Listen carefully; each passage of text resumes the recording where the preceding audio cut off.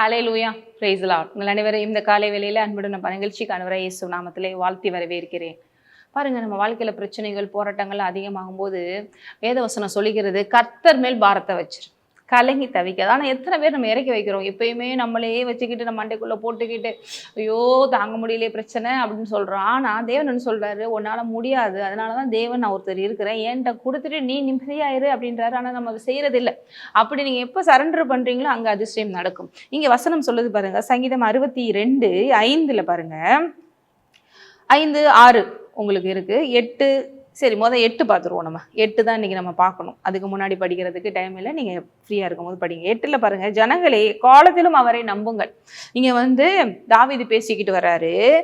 முதல்ல பார்த்தீங்கன்னா 5லலாம் சொல்லிட்டு வர்றாரு, நாத்துமா தேவனையே நோக்கி அமர்ந்துரு, நம்புகிறது அவராலே வரும் அப்படின்லாம் சொல்லிட்டு வர்றாரு. 8 பாருங்க, நம்மளையும் பார்த்து சொல்கிறாரு, ஜனங்களே நான் எப்படி தேவனையே நோக்கி அமர்ந்திருந்து அவரை பிடிச்சிக்கிட்டனோ அது மாதிரி நீங்களும் பிடிச்சிக்கோங்க, அவரே நோக்கி அமர்ந்துருங்க, வேற எது மேலே கண்ணு வைக்காதீங்க. அதான் சொல்லியிருக்கு.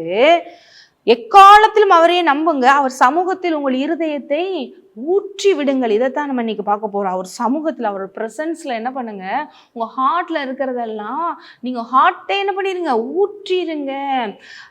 தேவன் நமக்கு அடைக்கலமா இருக்கிறாரு. அவர் நமக்கு எப்படி இருக்கிறாரு? அடைக்கலமா இருக்காரு, நமக்கு பெலனா இருக்காரு, நமக்கு தஞ்சமா இருக்காரு, நம்ம கோட்டையா இருக்காரு. இப்ப நம்ம பயப்பட வேண்டிய அவசியம் இல்லை. எல்லாத்தையும் அவர்கிட்ட என்ன பண்ணுங்க, ஊற்றிருங்க. என்னங்க அப்படின்னு இதைத்தான் பாருங்க அண்ணாள் செய்யறாங்க. அண்ணாளை பத்தி உங்களுக்கு தெரியும். அவளுக்கு ரொம்ப நாள் பிள்ளை இல்லாமல் மலடி என்று அழைக்கப்பட்டு ரொம்ப தேவன்கிட்ட ஃபீலிங்கில் வராங்க.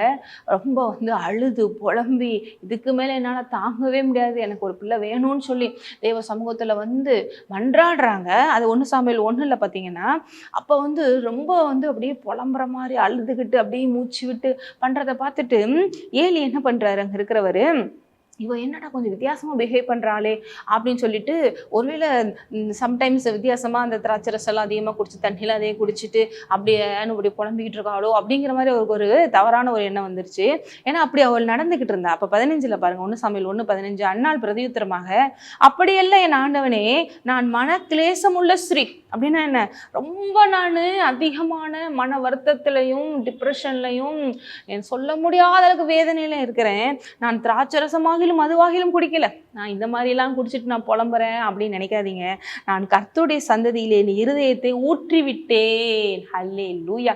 அடுத்தவங்க பேசின பேச்சு, கேலி, கிண்டல், அசிங்கம், அவமானம், இது எல்லாத்தையும் சுமந்துட்டு கர்த்தர்கிட்ட ஊட்டிட்டேன்.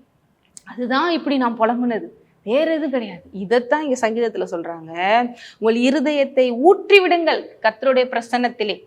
எத்தனை பேர் இன்னைக்கு அப்படி பண்ண போறீங்க? அம்மேன். அப்படி நீங்க தேவனோட பிரசன்னத்துல ஊற்றிட்டீங்கன்னா அன்னாளை போல உங்களுக்கு அதிசயம் நடக்கும். எப்படி சாமுவேல் பிறந்தாரோ தீர்க்கதரிசி ஆகி, இன்னைக்கும் நம்ம பாருங்க அன்னாளை குறித்து பார்த்துட்டு இருக்கோம். ஒரு பிள்ளை பிறந்தா கூட சூப்பர் பிள்ளைப்பா அப்படின்னு சொல்ற மாதிரி உங்களுக்கு அதிசயங்கள் அற்புதங்கள் ஆண்டவர் செய்வார். அம்மேன். நீங்க செய்ய வேண்டியதெல்லாம் ஒரு பாதத்திலே எல்லா பாரத்தையும் வைத்திடுங்கள்.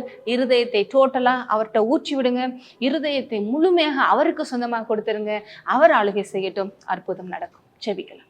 நன்றி தகப்பனே, இந்த அருமையான நேரத்தில் இந்த வார்த்தை கேட்ட ஒருவரையும் ஆசீர்வதிக்கிறேன். இன்றைக்கு அவங்களுடைய எல்லா பாரங்களும் அப்பா ஊற்றப்பட்டு விட்டதற்காக நன்றி. உங்களுடைய சமாதானத்தில் நிரப்பப்பட்டு விட்டதற்காக நன்றி.